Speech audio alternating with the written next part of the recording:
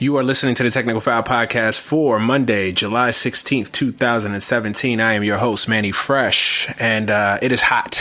It is hot. It's hot all over the country, man. I know last week I complained that this weather wasn't feeling real summer-like yet. Well, it's feeling summer-like this week, man. Like, it's been 90 degrees now. It's supposed to be 90... I think it's supposed to be like 94 today here in Washington State, which is like crazy for us.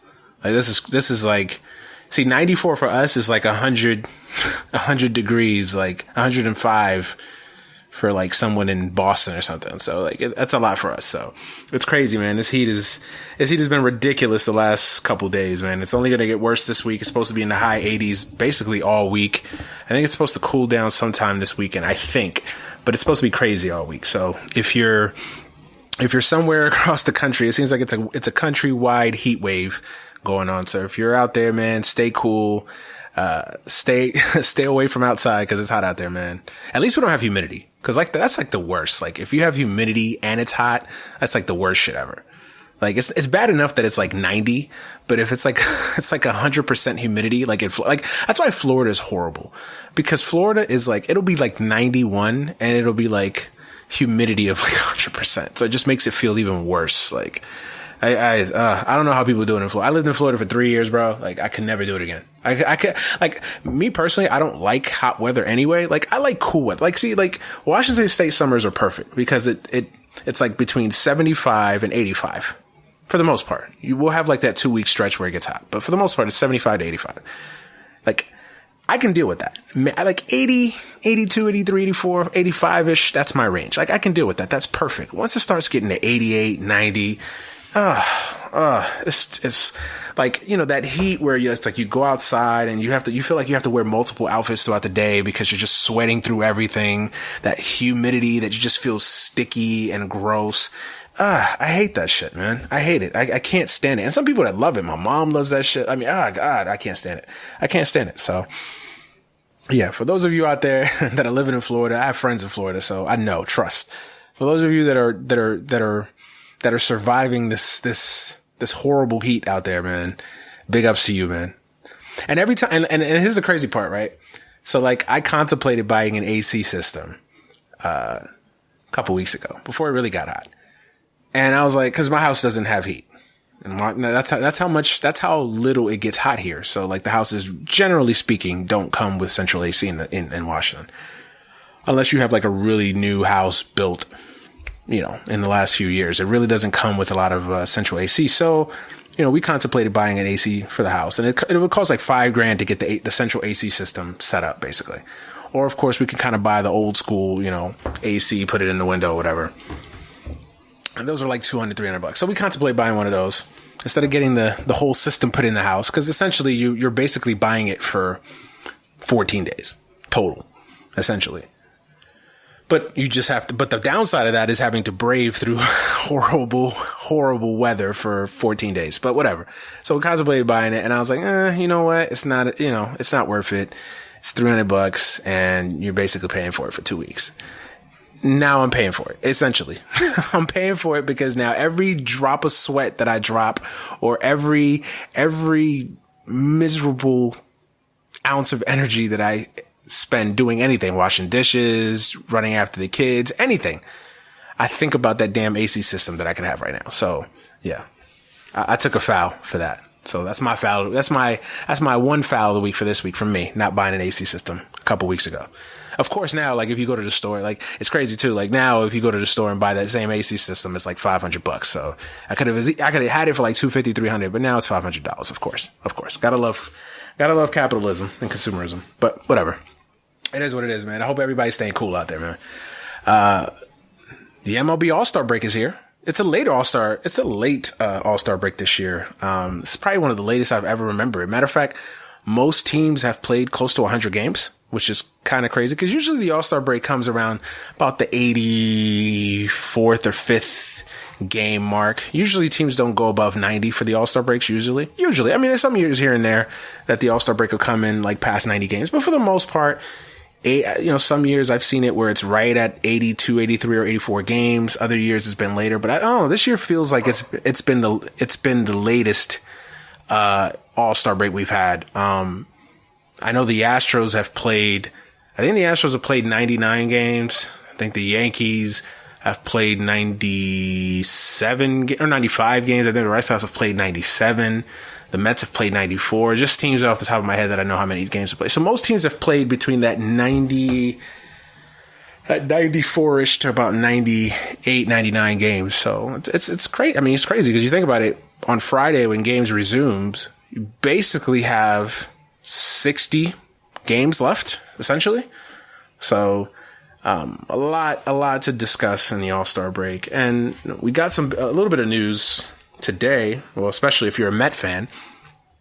Jacob deGrom's agent basically came out and laid down the gauntlet for the Mets. Essentially he basically said that, and I'm paraphrasing it a little bit, but if you read the statement, if you look it up and you read the statement, he essentially said, hey, my client wants to be a Met. He loves it here, wants to be a Met, wants to end his career with the Mets.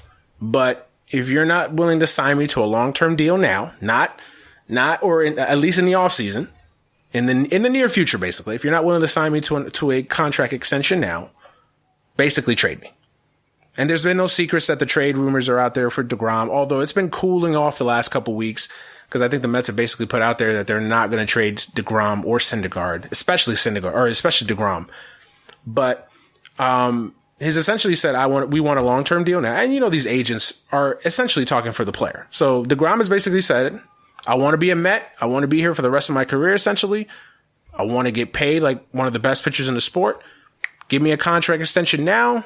Let's be partners for 7-8 years. Let's do the damn thing.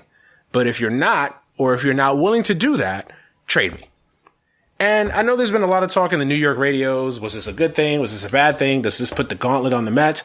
I think it puts the gauntlet on the Mets, of course. I think the Mets now are in a situation because deGrom has really not really said anything about it the last couple of years about getting an extension. Everything has been, well, we're open to it on both sides. Well, we're open to it, or, we'll look into it, blah, blah, blah. But now I think this is the first real time where the focus has really been put on deGrom getting an extension, deGrom getting a contract, deGrom's extension, and how it pertains to him being traded, and et cetera.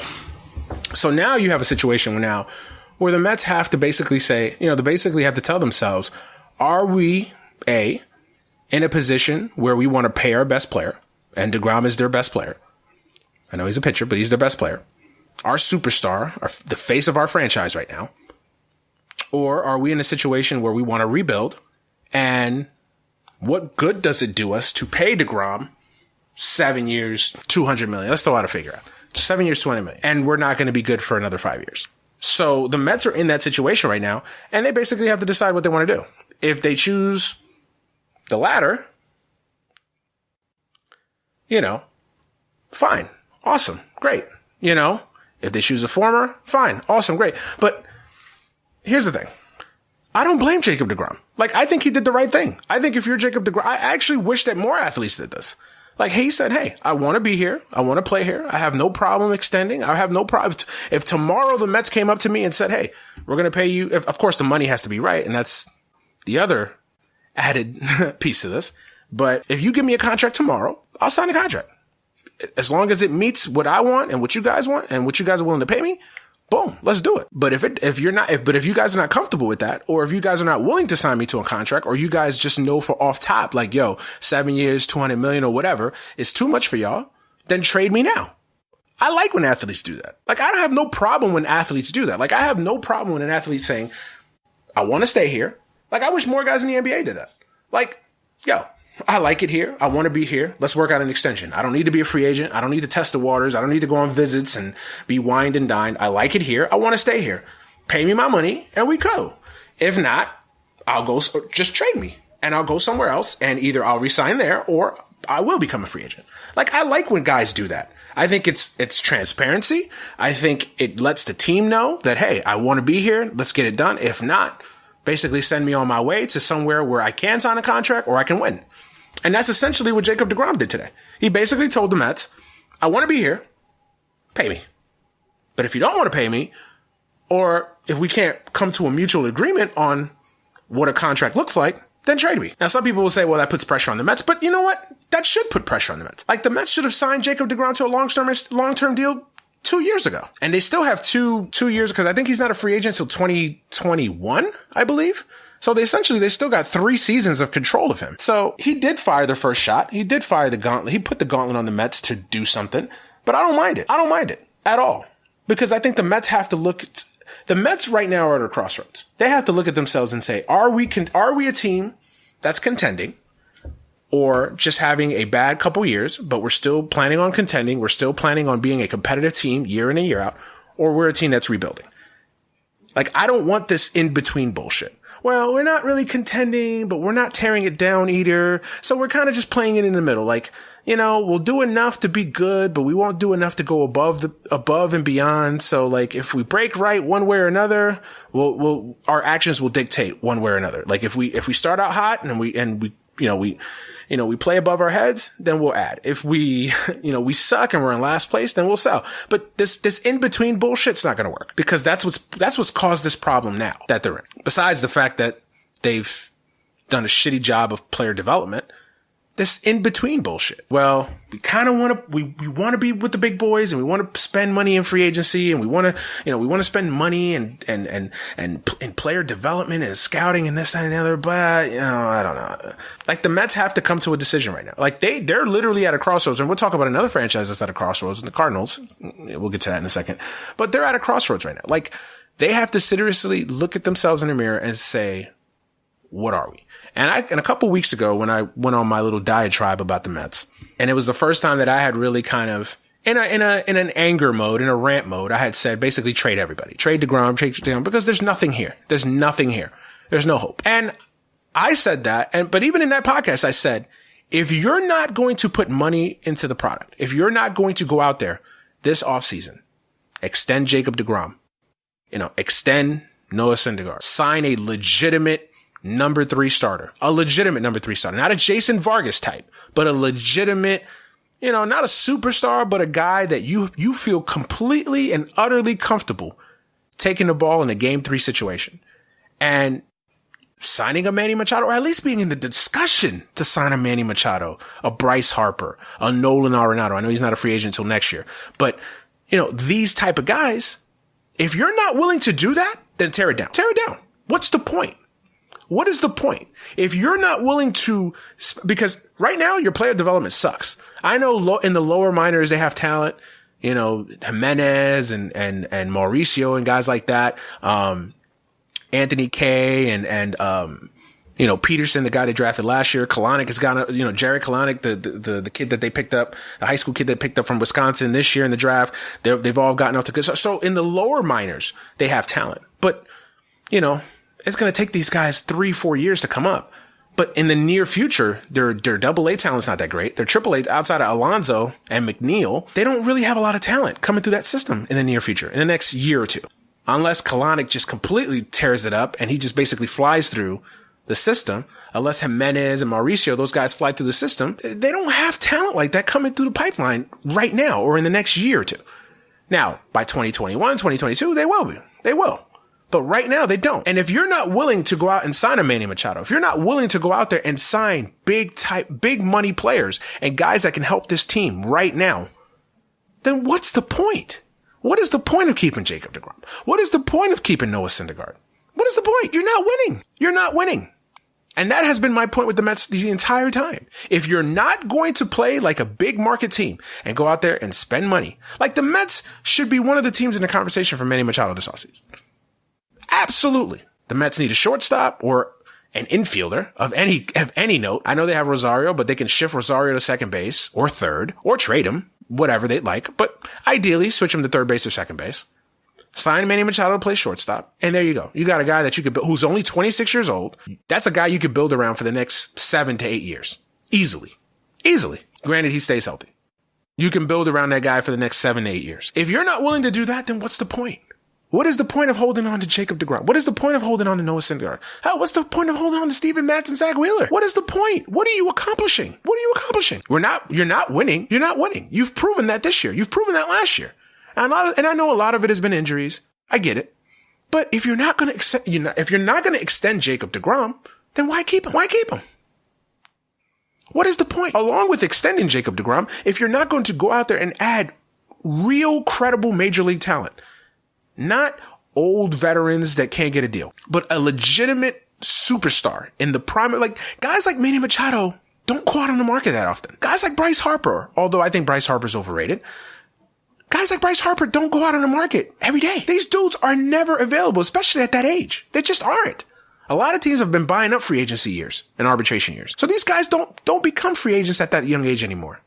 Very rarely. So when you have an opportunity to add an impact guy who's only 26 years old, you do it. You absolutely do it without even a hint of doubt. You do it. But it's the Mets and it's the Wilpons. And you know what? I don't even want to hear the excuse from the Wilpons that, Madoff was what? 7, 8 years ago. And from everything you read, the Wilpons are doing great financially. SNY is a cash cow. They've got other business ventures that they've invested in over the last couple of years. So the Wilpons financially are good. See, they may let on, or their lack of activity may allow people to think that they're financially still hurting from the Madoff thing, but they're not. And even themselves, they've gone out and said that the Madoff thing is no longer an issue. Well, if it's no longer an issue, go out and sign Manny Machado. Go out and extend Noah Syndergaard. At least begin the dialogue on talking about Noah. You don't want to extend Noah Syndergaard? I get it, but at least have conversations with Noah about extending him. At least buying up some arbitration years. So that was the first bit of news today. deGrom's agent basically saying, yo, I want to be here. My client wants to be here. But if you don't want me here and you're not willing to talk money and pay me my money that I've deserved, then trade me. And it's no coincidence that there's been trade talks involving deGrom. So I'm sure that he's looking at that and saying, okay, I don't want to be traded, but if you're not going to pay me, if you're not even willing to even have a conversation about paying me and extending me, then what's good? Deal me to the Yankees, deal me to the Red Sox, deal me to whatever team needs me. Let's do this. Let's be done with this. And again, I don't have a problem with it. Some Met fans may have a problem with it. Some people in baseball may have a problem. Like, why bring this up now? Yeah, it's a distraction. It puts the Mets in an impossible situation or an unwinnable. First of all, it's not an impossible situation because he's your best player. He's your best pitcher. He's the face of your franchise. He's a guy that's done everything that you've asked about him. He's a good guy. He's quiet. He's never in trouble. He's never doing anything stupid. Yes, he's had some injury things, but for the most part, he's been relatively healthy, consistent, durable. What's the problem? The only problem is if you're a team that's willing to contend and willing to build a team that's going to win now and for the next couple years, or you're a team that's playing for a later day. And honestly, like, I'm good with either one. Of course, I'm a fan and I'm pissed off that the Mets suck and that we've basically done a shitty job of player development and that we're in the situation that we're in right now. And I wish that the Mets were competing for a division or at least for a fucking wild card right now, today, as we speak. But we're not. But I'm good with either end of the spectrum. But come out and say it. If the Mets said today or if tomorrow they hold a press conference and hey, everybody's available. We're willing to trade everybody. We're rebuilding. See you in 2023. I don't like it, but I understand it. And I'm good with it. And if the Mets come out tomorrow and say, hey, we're willing to win. We want to compete. We want to win. You know, Jacob deGrom, let's sit down. Let's iron out a contract, however much you want. Let's do it. Noah Syndergaard, same thing. In the offseason, we're going to go out and sign Manny Machado, or at least be in the conversation to sign Manny Machado. I'm good with that. And that's where we should be. But this in-between bullshit, oh no, we don't have enough money to sign Manny Machado. No. That's too much for us. Instead of Manny Machado, we're going to sign Asdrubal to play third base next year and move Frazier to first. No. That patchwork shit, that's what's gotten us into this problem now. That's the problem. So that's the first bit of news. Now that my soliloquy on the Mets is over. Overall, I mean, I guess the second piece of news or item of discussion for today's show is just the lack of interest I have in the All-Star game. And this is really one of the first, well, it's been like this the last couple years. And I've had a lot of discussion on Twitter and with friends about, is the All-Star game, and not just the baseball All-Star game, but All-Star games in general, are All-Star games in general dead? And I've always kind of been on the fence about that because I've always kind of had that childlike nostalgia view of the All-Star games in general, and of all All-Star games. Like, oh, it's still cool. The pageantry, the pomp and circumstance of it has all been it's dope still and still special for all the All-Star games, but especially baseball, obviously, which is so geared on its history and all that. But over the last couple of years, like, I don't know, maybe it's just because I've gotten older. I've become a little bit more cynical and curmudgeonly. Like, I just don't know what it is, but I'm just not interested anymore in the All-Star game. And that's all All-Star games. And people always ask, like, well, what's caused All-Star games to lose steam? What has caused it? And for this case, we'll stick to baseball. What has caused the baseball All-Star game to lose its interest, to lose its luster? Because it's always been the best All-Star game. It's always been the best All-Star game. It's not even a debate. Like, even if you don't like baseball, like, I think the knowledgeable sports fan will say that the baseball All-Star game has always been the better All-Star game of all the All-Star games. The NBA All-Star game, the promotion, the atmosphere around the NBA All-Star game has always been the best, but the game has always sucked. Let's be real. Like, the NBA All-Star game has always sucked. Yes, it was competitive back in the day. It was a little bit more competitive. It always felt like it was a little bit more, competitive will and fire back in the day, but it's always been a crap game. It's always has. Now it's gotten worse. Now it's just a fucking glorified exhibit. I mean, it always has, obviously, but now it's just more obvious now that it's a joke. I don't care if they're picking each other's teams and all that shit. Everybody got a hard on about that last year, and it still was a 150 to 148 game, and guys weren't playing no defense outside of the fourth quarter. So what did that improve? I guess it made it a little bit better, but I mean, not by much. Not by much. Honestly, not by much. So, but what has caused the All-Star game to lose its luster? I think it's been a combination of things. I don't think it's one particular thing. I think it's a combination of things. I think number one, interleague play has hurt the All-Star game. I think it has. And I'm a fan of interleague play. Like, I will still sit here and defend interleague play. Like, I get why people do not like interleague play, especially the old fogies out there, the traditionalists that say it's taken away from it's taken away from the World Series. It's taken away from the All-Star game specifically. The novelty of seeing American League guys versus National League guys is gone because of interleague play, and it's hurt the sport. And I get the argument, but I always come in the other way that it's helped the sport. Like, as a Met fan, do I want on a random June night, do I want to see Mets Yankees or do I want to see Mets Marlins? For the 14th time. Do I want to see if you ask me right now, if I had my choice, do I want to see the 16th matchup, or the 10th matchup between the Mets and the Marlins on July 10th? Or do I want to see a Met Yankee game where the fans are talking shit to each other in the stands and there's a little bit of pride and a little bit of excitement in the ballpark on a July night? Would I rather see that than Mets Marlins? Of course I would. Of course I would. I'll take it further. Do I want to see another mundane matchup between the Mets and the Pirates, or do I want to see an interesting matchup between the Mets and the Blue Jays, two teams that don't play each other all the time? Or the Mets and the Mets and the Angels. And I get to see Mike Trout. I'm going to pick the interleague matchup. Now, and I get it. Some interleague matchups are terrible. Like, does anybody care about seeing the Rockies and the Rays? Does anybody care about seeing the Blue Jays and the Marlins? Or the Tigers and the Pirates? No, nobody cares. They're not great teams. So, of course, a lot of that is predicated on where you are in the standings. But at the end of the day, I just think it's better. But I understand the knock against it. But I think interleague has definitely hurt the All-Star game. There's no novelty to it anymore. I've always been a National League guy. I'm a Met fan. There's no novelty in seeing Mike Trout. I've already seen Mike Trout. Not to mention, and this is my second reason, I think technology has affected this. And what I mean by technology is cable TV, the internet. Like back in the day, like when my uncles and my dad and grandfather and grandparents and the OGs back in the day, if they were National League guys and they wanted to see a Reggie Jackson, or they wanted to see Yaz, there was no MLB.TV. There was no Baseball Tonight. There was no MLB Tonight. It just wasn't. So they had to wait to the All-Star game, or they had to wait to the World Series, or the random game of the week that was on NBC or ABC or whatever television station at the time. Like, that's what they literally had to wait on.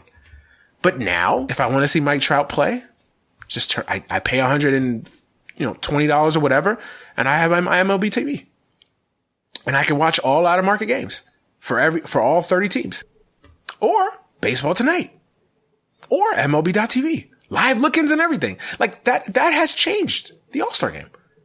It just has. That's a fact, and I don't believe that a lot of people bring that up. Like, The simplest of reasons that's right in front of us. Technology. Absolutely. I think free agency is another reason. These guys switch teams so much now that's, you don't have guys on the same team anymore. You don't have guys that primarily stay in the American League anymore. Now you got guys that switch leagues all the time. That's hurt the All-Star game. Absolutely. And I think the other added thing to this is just that throughout history, things just evolve. Like sometimes things just grow, evolve, and just fade away, fade out of relevance. And I think All-Star games, and I'm not just, and in this case, I'm not just talking about the baseball All-Star game, but I'm just talking about in general. All-Star games in general. And I think those reasons can be quantifiable to all All-Star games. Like, I think technology has hurt the NBA All-Star game. There's no novelty in watching Anthony Davis versus LeBron. They play each other a random night in February. So there's no novelty to that. Plus, and even back in the day where you didn't see all the great players that were dispersed around the league, maybe there was some novelty in seeing the Western Conference guys if you're an Eastern Conference guy. There was some novelty if you're a Western Conference guy seeing the Eastern Conference guys.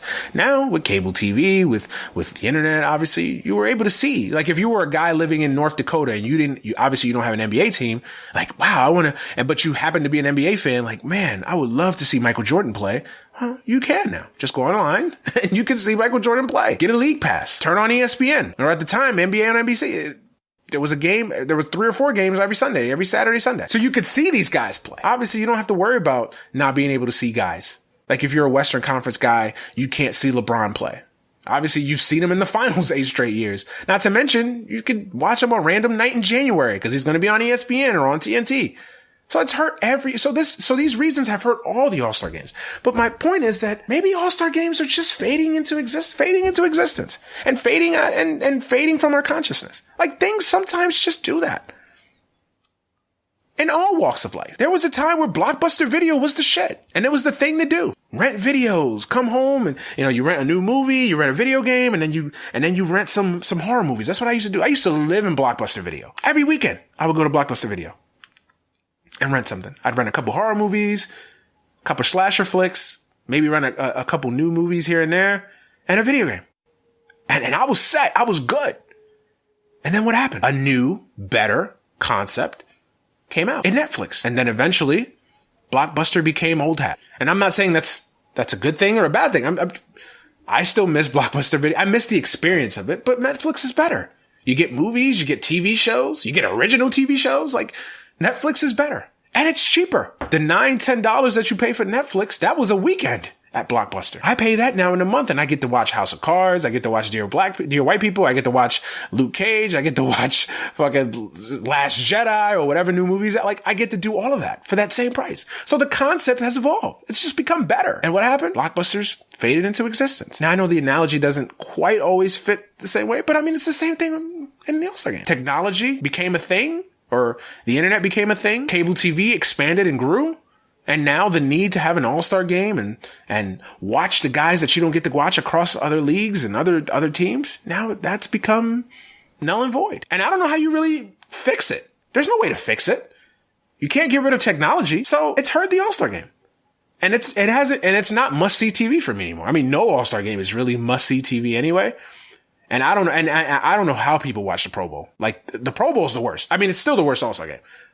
Because football just doesn't lend itself to an All-Star game. I mean, it is what it is. And they've done things to at least make the Pro Bowl interesting, but I mean, I still have no interest in the Pro Bowl. Like, you couldn't pay me to watch the Pro Bowl. You couldn't pay me to watch the Pro Bowl. Hell no. I swear to God, like, if the Pro Bowl was happening right here in my living room, I would turn away. I would turn away. I would literally go upstairs or leave the house and do something better with either take my kids to the park or just do, like, literally, if the Pro Bowl was happening in my backyard, I would close the blinds because I have no interest in it. Now, I don't feel that strongly about the NBA, the NBA, the NBA and the MLB and the NHL All-Star game, but I mean, it's the same thing. It's not must-see TV. Like a night in February. Do you think, it's cold, so they bank on people being inside already. It's a Sunday night. It's cold. Most people have to work the next day. It's on, I'll turn it on. But it's not must-see television. Like, if my wife wants to go out and have dinner, like, yeah, babe. I'm not going to sit here and tell her, no, babe. I got to watch LeBron and Russ on the same team on the All-Star. No, fuck no. And the same thing is tomorrow night. Like, if my wife wants to have dinner out on the waterfront, like, yeah, sure, babe, let's do it. It's not appointment television. So I think All-Star games they're just lost their luster. They're slowly starting to fade into existence. And I've said this before, so I'm not trying to be new. Like I wouldn't mind just seeing all these leagues just name an All-Star team, but not play the games. Like, would anybody miss it? Like, would anybody be outraged if they named an All-Star team and just didn't play the game? I think most athletes would just take the break. They'd rather take the break. I don't blame them. I think most NBA guys, if they were honest with you, they take the week off that they'd get and just rest. And same thing for baseball. Or at the very least, you know what I would rather see what I would rather see MLB do is get rid of the All-Star game, name an All-Star team for traditional purposes, name them, because you're celebrating the stars of the first half or whatever. So you name an All-Star team, and then that All-Star team is your USA team, and you play the WBC team.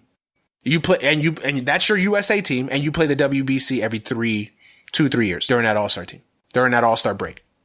Extend the All-Star break, make it 2 weeks. You could do that tournament in 2 weeks. This idea that you can't do the WBC in 2 weeks is bullshit. You could do the WBC in 2 weeks. 17 days tops. And I think it's a good break for the baseball season. I think it would give the guys not named in the All-Star team a break, a much needed break. Now, it's a radical change. I'm not saying it's not, but I think it would be better, honestly.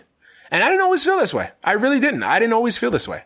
I was a traditionalist, even though I'm young. I was a traditionalist. Like, oh no, man, play the All-Star game. It's fun, blah, blah, blah, da, da, da, da. The announcements and, guys tipping their cap. But it's lost its luster. It has. Not to mention, it doesn't count for anything anymore. And I was never like really high on home field advantage in the World Series, being decided by the All-Star. I was never really high on, I was never really anti it. I was kind of in the middle of it. Like, on the issue, like, I could see both sides of the argument. Like, I could see the people that liked it. I could see the people that didn't like it. If I had to like pick, I was more kind of like, I was for it in the sense because I think it did make the All-Star game interesting.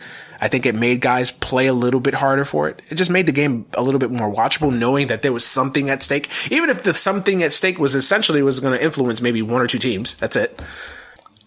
The fact that the game, there was something on the game, there was something tangible on the game, meant something. Now now that it's gone back to the old format where it's just nothing on the game, it's hurt it. I have no interest in watching it now. Well, I shouldn't say that. I have no interest in basically cutting 3 hours of my life to watch it. Like, if I'm home, I have nothing to do, of course I'll throw it on. But again, if family duties call, or my wife wants to go out and have fun, or a buddy of mine that comes into town that I haven't seen in a couple years comes in and wants to have a drink, like, yeah. I'll skip the All-Star game. Like, why not? It's not appointment television. It just isn't. So that's my little rant on the All-Star game. It's not the same. And man, it's like, it's crazy for me to actually admit it because like, I love the All-Star game. Loved it for years. Loved the All-Star game, but it's just not the same anymore. It isn't. And then the way they pick All-Stars, they just made everything so fucking convoluted for the baseball. I mean, all sports have the same issue. The fan vote, the players vote. The players don't, the players have to have their guys in by June 16th or something like that, which is still a month left in the season. So that's stupid. And then the snubs, and there's always going to be snubs. But then it's like, then the argument is manufactured because a lot of these guys get named after the fact because guys get named and he can't pitch because obviously like a guy like in Verlander's case, he pitched on Sunday. So he's not going to pitch on Tuesday. So all the controversy and the outrage about Blake Snell not being named to the All-Star team was quelled because I don't even think it was a Verlander there. I think he was just named because he was an injury replacement. So, I mean, I'm just not that into it anymore, just not into it. And maybe it's just my age. Maybe I'm just getting older.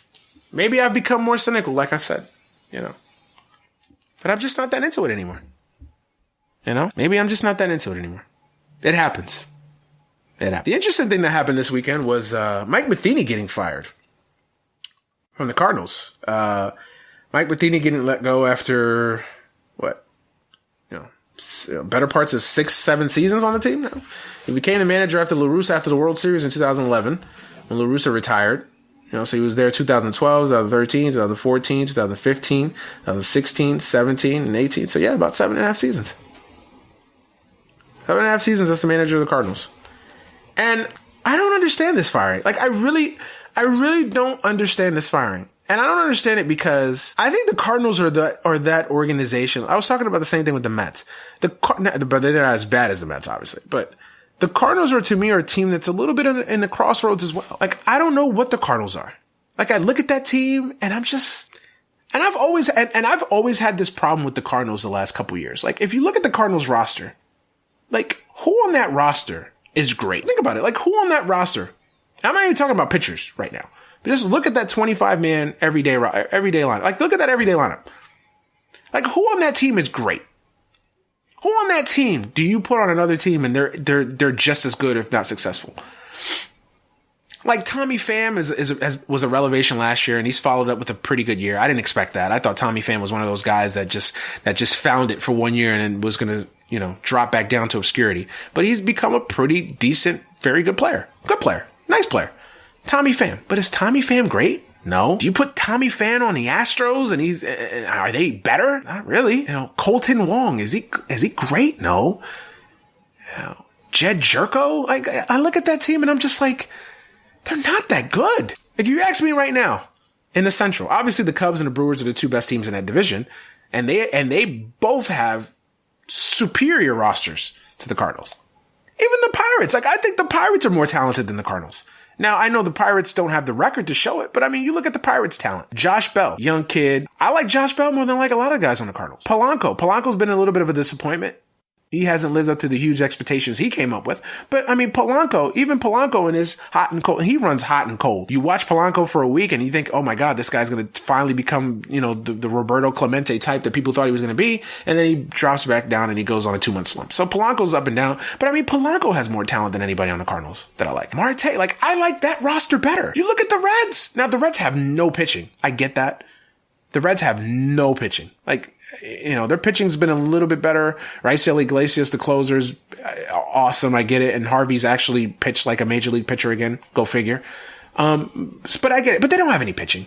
Homer Bailey's still one of the worst contracts in baseball history. I still don't understand how the Reds gave Homer Bailey $100 million.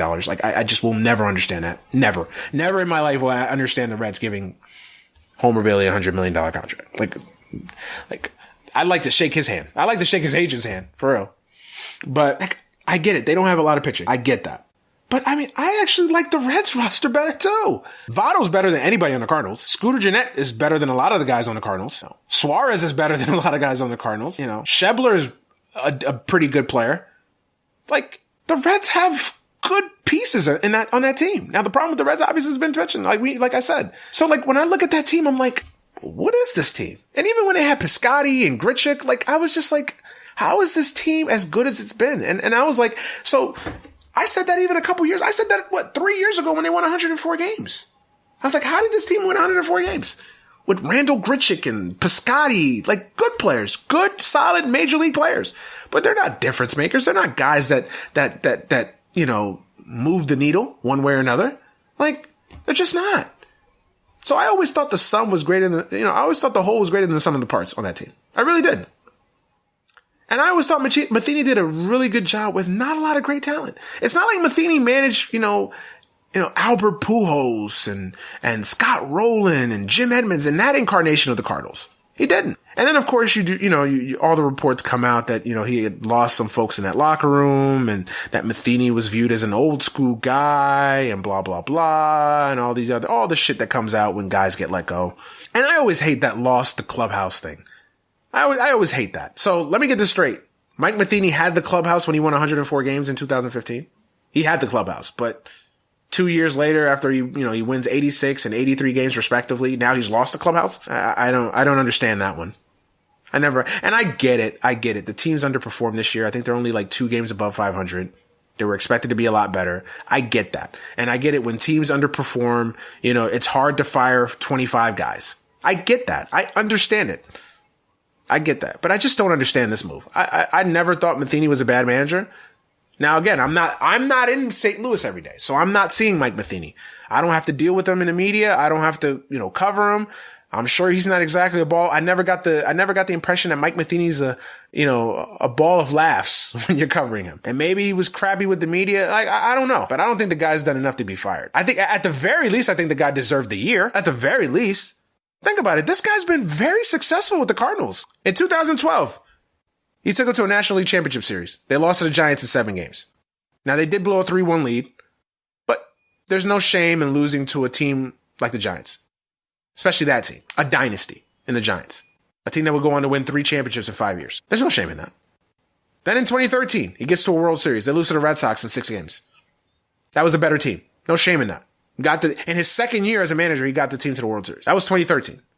Then 2014, again to another National League Championship Series. Loses to the Giants in 5 games. Again, I already talked about the Giants being a dynasty. They would win their 3rd championship in 5 years. Then in 2015, he wins 104 games. He goes 104-58. Great record. Dominates. Wins the division. Oh, by the way, a year in which the other 2 teams in that division won 98 and 97 games respectively. So it's not like he won 100 games in a division that was the shits. That was probably the best division in baseball that year. Wins 104 games. Now they lose in 4 games to the Cubs, but the Cubs were a brewing behemoth coming. So at the time there was no shame in that. And then in 2016, he misses the playoffs by 1 game to the Mets. He finishes 86-76. And then last year they finished 83-79. So what exactly in that resume that I just read off constitutes firing a guy mid-season? I don't understand that. I don't understand it. I don't get it. And again, I'm not there every day. I'm not a Cardinals fan. I'm not there every day. I don't see it every day. So maybe he did lose the clubhouse. Although I hate that excuse. And look, I can understand firing a guy because you want to make a change. I don't know. I just don't understand this move. I really don't. I really, really don't. From what I see, Matheny did a good job and he didn't deserve to get fired. Now, had they continued to underachieve this year and you want to fire the guy in the offseason, like, okay, then I'm at least open to it. But to fire the guy mid-season? Like, really? I don't understand it. I really don't understand it. And again, it's not like they were 30 games under 500. What? They're a game, they fired him Saturday night. They were a game over. So I really don't understand that move. I think he was the scapegoat for a team that's been poorly built. Their offense hasn't been great. And I just look at that team and I'm just like, who on that everyday lineup would you rather have than a lot of guys in that division? Who? Like even the Reds, the worst team in that division. I would take 3 or 4 guys on the Reds over any of the guys on the Cardinals. Easily. And their pitchers, some of their highly touted pitchers have not delivered. Michael Wacha was supposed to be, the next, Tom Seaver, and he's been hurt and he hasn't exactly lived up to the hype. And he's had his moments where he's been really good, but for the most part, he's been a disappointment. You go back to 2012, 2013, Michael Wacha was the shit. Michael Wacha was supposed to be Jacob deGrom. He was supposed to be Noah Syndergaard. Hell, he was supposed to be Matt Harvey. He was Harvey before Harvey. Now his issues have been staying healthy, but Michael Walker's been a disappointment. Carlos Martinez he's good, but he's not great. Carlos Martinez is not he's not an ace. He's a good pitcher. On a great team, on a truly great team, Carlos Martinez is a second starter, maybe a third starter. He's not great. Wainwright's old. They don't have Lance Lynn anymore. Now I know they found a revelation in this Miles Nicholas kid. Miles Michaelis or however the hell you fucking pronounce his name. But I mean, like, I just look at that team and I'm just like, were they actually supposed to be better than what they've been? I haven't loved that roster in the last couple of years. I just haven't. I really haven't. So I don't know what more Matheny was supposed to do. Okay, because they went out there and signed, and traded for Ozuna. And I've never been a huge Ozuna fan. Ozuna's had one great year. So I could see Ozuna falling off the table. I swear to God, I could see Ozuna falling off the table. Because I was like, Ozuna's only had really one great year. He's always had talent and he's always shown flashes that he could be really, really good. But he only really put it together last year. And then the Cardinals traded for him. Didn't really give up a ton. And, they thought that he was going to fix all their issues. He was going to be the guy that basically, fixed all of their problems. And it hasn't been the case. Now I know Carpenter's having a good year, but I mean, everybody else on that team has just been, Pham's having a pretty good year. They're getting something out of that big first base kid. But, other than that, like, I don't love that 25-man roster. I just don't. I really, really don't. So I don't understand the Matheny firing. I just don't. I don't understand the Matheny firing. I don't get it. I don't understand what exactly was he supposed to do with this roster. I don't get it. A lot of rumors that Girardi's the favorite to get that job. I could see it. That seems like a fit. Obviously, he played for the Cardinals for a little bit. Even if I think it was just like 1 year or so, he played for the Cardinals, Girardi. But Girardi's a Cardinal guy. But I don't, honestly, as much as I like Joe Girardi as a manager, I don't even think Girardi's going to work some magic with this team. Like, what is Girardi going to fix on this team? Is Girardi going to make Michael Wacha a better pitcher and stay healthy? So I don't know. I don't understand that firing. There's some firings that I can understand that I can get behind. But, even when it comes with firing a coach that's been successful, like when Dwayne Casey got fired, Like, I understood that firing because that team had underachieved for years. And I could argue that Dwayne Casey hasn't had the success that Mike Matheny's had. Mike Matheny got to basically three straight, championship series. He got to a World Series and 2 LCSs. I know it's different sport, but when has Dwayne Casey done that? So I don't get that firing. I really don't. And then everything else in baseball, it's pretty much cut and dry. Like I said last week, you have 3 really great teams in the American League. All have the potential to win 100 games. The Yankees, the Red Sox, and the Astros. The Red Sox have the best record in baseball going into the All-Star break. The Yankees have been scuffling a little bit. The Yankees need a pitcher. The Yankees need starting pitching. I'm going to tell you like this. The Yankee, and it brings joy to my heart, obviously, but the Yankees are not winning a World Series with Sabathia, Tanaka, Sonny Gray, and Severino in the rotation. I don't care. I don't care if they get Manny Machado and Bryce Harper. They're not winning a World Series with that rotation. They're just not. So they need a pitcher. And there's no great pitchers for them to get out there. I don't want to trade them, Jacob deGrom. The only way I would trade Jacob deGrom to the Yankees if they're putting Gleyber Torres in a deal, and they're not willing to do that. So we have nothing to talk about. And even then, I still can't stomach trading Jacob deGrom to the Yankees. I just can't stomach it as a Met fan. I just thinking about it makes me nauseous. But there's no pitchers out there that they can get. J-Happ now has fallen off a cliff since his name's been overhyped. When J-Happ is the best starting pitcher on the market, you know that there's just no starting pitching on the market. J-Happ, at best, J-Happ is a 4th starter. At best. Like if J-Happ is starting game 2 for you, you have serious problems.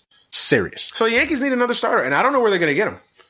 Unless the Rays decide to trade Chris Archer, and, I'm not super high on Chris Archer like other people are. I don't love Chris Archer. Everybody keeps telling me Chris Archer's great, and I'm waiting to see it. I know he's had flashes, and I know he's had moments, and I know he's on the Rays. I get it. But, does Chris Archer make them better? Yeah, he's better than anything else they have. But, the American League is what it is. And the Indians they haven't had a spectacular first half, but the Indians are where we expected them to be. I think they're like 9 games over 500. They're in a shitty division. The Indians need some bullpen, and they need another bat because Kipnis is completely fallen off the map. So the Indians are kind of where we expected them to be. I think if the Indians can get a bullpen piece at the trade deadline and another bat, I think the Indians still have a chance because their pitching is still really, really good. They've gotten a lot out of Clevenger. Kluber is Kluber. Carrasco's been pretty good. Not as good as he was last year, but pretty good. Salazar's out for the year, so that's a hit for them. But, the Indians are the Indians. The Indians are the Indians. No surprise there. And then the National League is completely wide open. The NL West is a mess, although the Dodgers now seem to be I think they're in first place now. I think the Diamondbacks are a game and a half back. So the Dodgers look like they're ready to now, just run away with that division.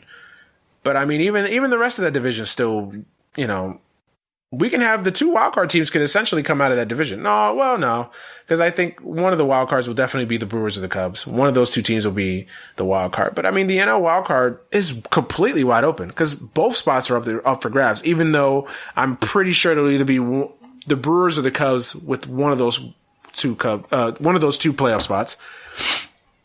And then essentially it just becomes a race for that second spot, and the second spot is up to the loser of the NL East, either Braves, Nationals, or Phillies. No third team in the NL West, or in the NL Central, I should say. And, Diamondbacks, Rockies, Giants in the West. So essentially you've got pretty much 6 teams for one spot. If you want to be fair and throw the Cubs and the Brewers in there, you essentially have 6 teams for 2 spots. Well, no, because obviously one's going to do a division. But you guys know what I mean. The second wild card is up for grabs, and you essentially got 6 teams.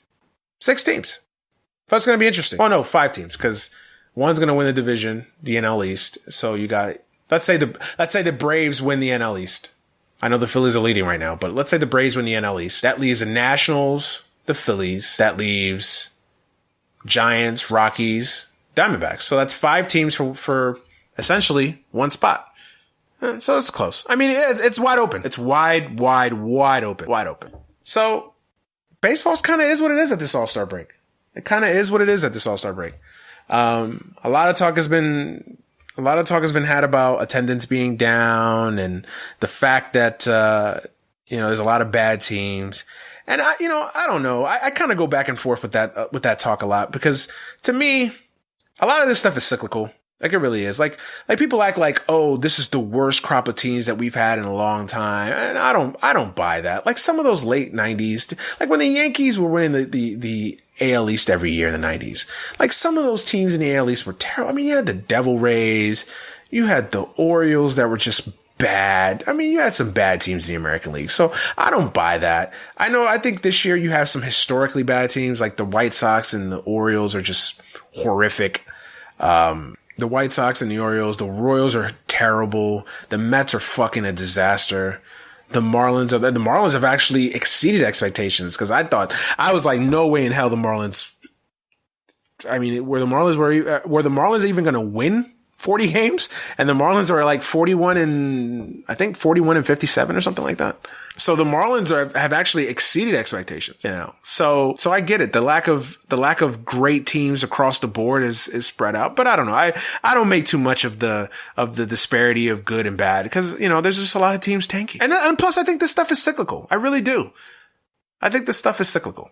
I really, really do. It was a couple years ago that the Braves and Phillies were fucking terrible. And now look at them. So, and the Mets were in the World Series. So, again, cyclical. These things go in cycles. So I don't make too much of that. Attendance, it's a concern. And the fact that I think there's more towards the attendance because I think A, there's a lot of bad teams. B, weather in the Northeast especially in the Northeast and cold weather cities was just terrible. And baseball's got to do a better job with their schedule, man. I mean, they can't, I don't know what they can do, but I think they can't start in March. I think they got to move the season up a little bit. They got to start at the very least the second week of April. They can't start these. I mean, they're starting games in March and it's snow outside.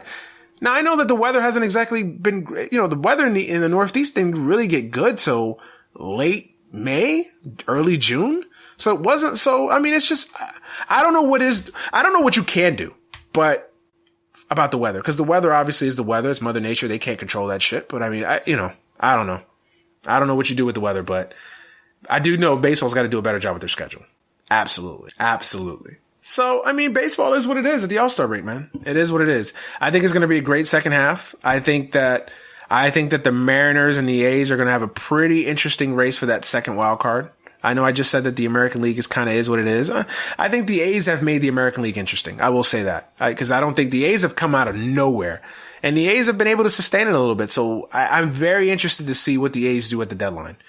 I'm very interested to see.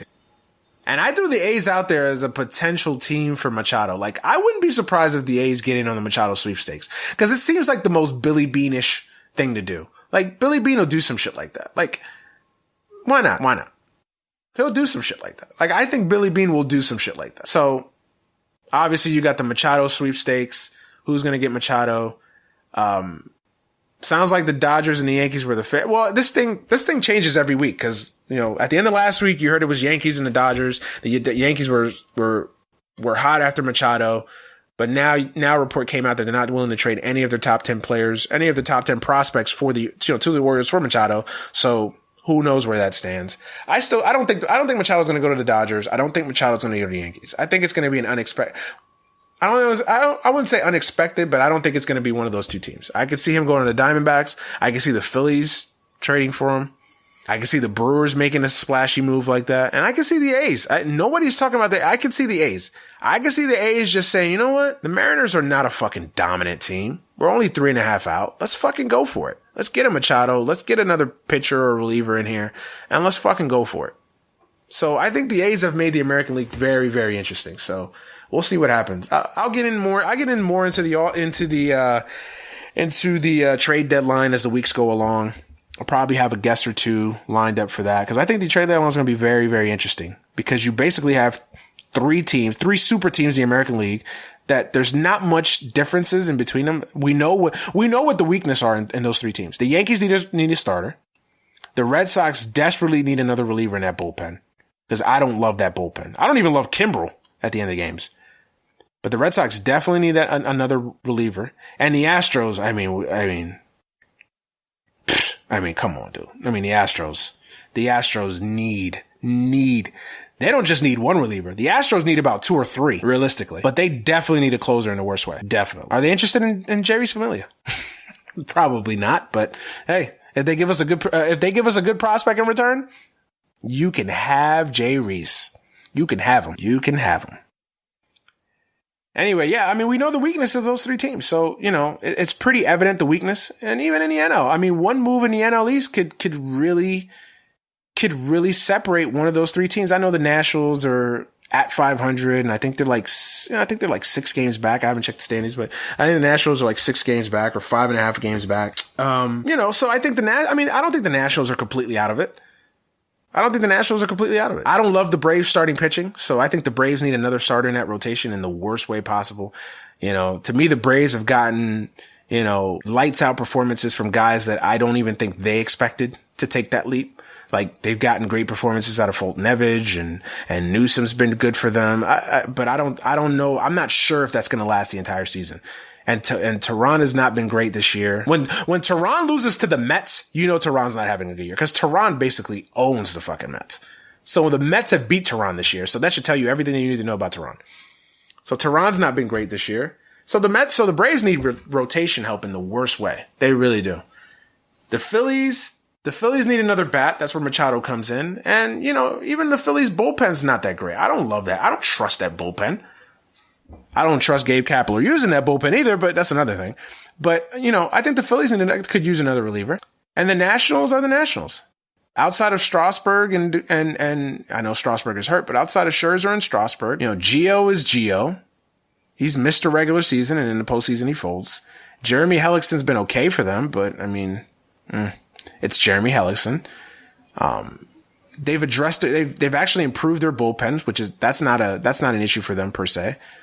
I don't know what the Nationals need. The Nationals are a whole nother topic. Not that I'm annoyed by the Nationals being a complete disaster right now. Not that I'm annoyed by that. Of course I'm not. But yeah, so the Nationals need a couple moves to kind of mix it up there. So, and then obviously a big move in the NL West could definitely shake something up over there. I mean, absolutely. If the Dodgers get Machado, I think they're going to win the division anyway, but I think if they definitely get Machado, I mean, they definitely put themselves in the driver's seat to win that division and get back to another World Series. And even the Cubs and the Brewers, if they make a big move, that could be, I don't love the Cubs rotation. I really don't love that Cubs rotation. Outside of Lester and maybe Hendricks, I don't love that rotation. I'm not a huge Quintana fan. Quintana's so overrated. I don't know what the hell the Cubs were seeing in signing Darvish. He's been a disaster for him, and he's hurt. I don't love that and I don't love that bullpen either. So the Cubs, although the Cubs have played really good baseball, especially over the last couple weeks, I don't love that bullpen. There's just something about the Cubs I don't like. I don't like that. I don't love that rotation. I don't love that bullpen. The Brewers have a great bullpen. They don't have a great starting rotation, so the Brewers need rotation help. And I mean, both those teams are one big move away from really kind of changing the conversation for good. So we'll see what happens. I think the trade deadline will be very, very, very interesting. Brothers and sisters, no children. Brothers and sisters, I don't know what this world is coming to. Fouls of the week. And my foul of the week this week, besides giving a foul to myself, a foul of the week this week goes to Ken Giles. This guy, dog, Ken Giles was taken out the other day after doing what Ken Giles does, imploding in the 9th inning. And as he's being taken out, AJ Hinch is coming to the mound. He takes the ball from Ken Giles, and he basically says, fuck you to AJ Hinch. And obviously he gets demoted the next day, gets sent down to AAA. Like, dog, Ken Giles?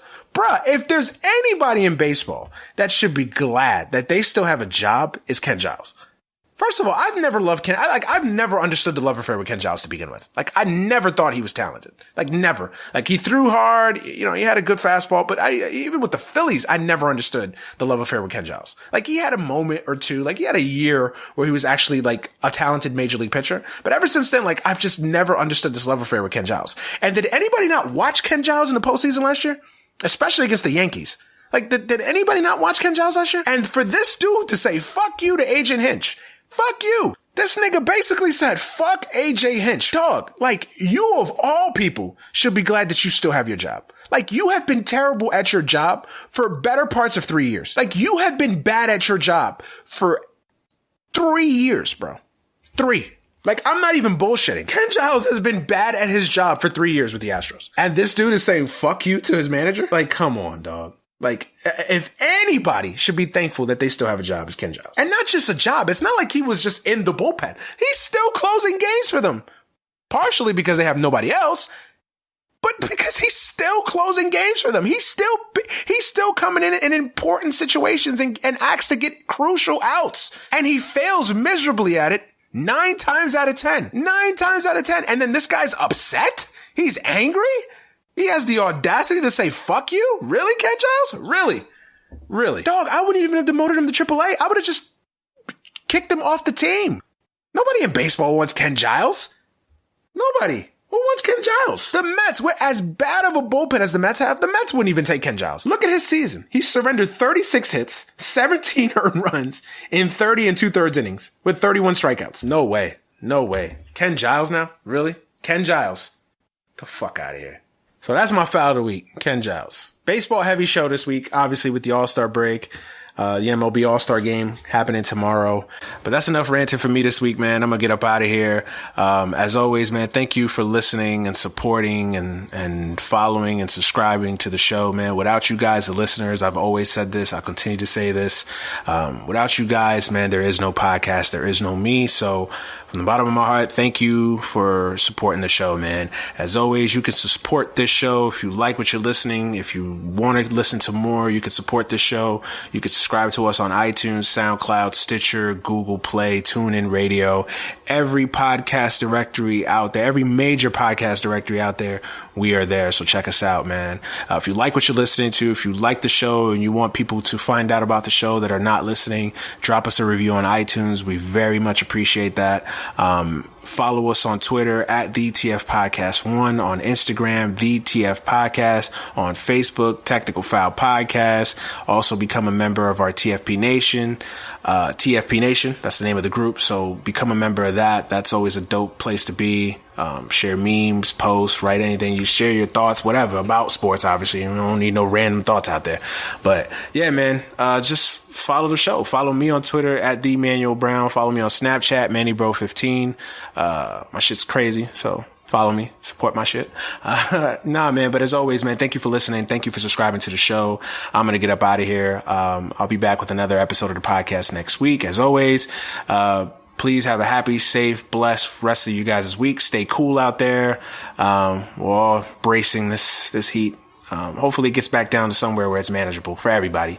But yeah, man, I'm your host, Manny Fresh. I am out of here. Peace. Serious sound.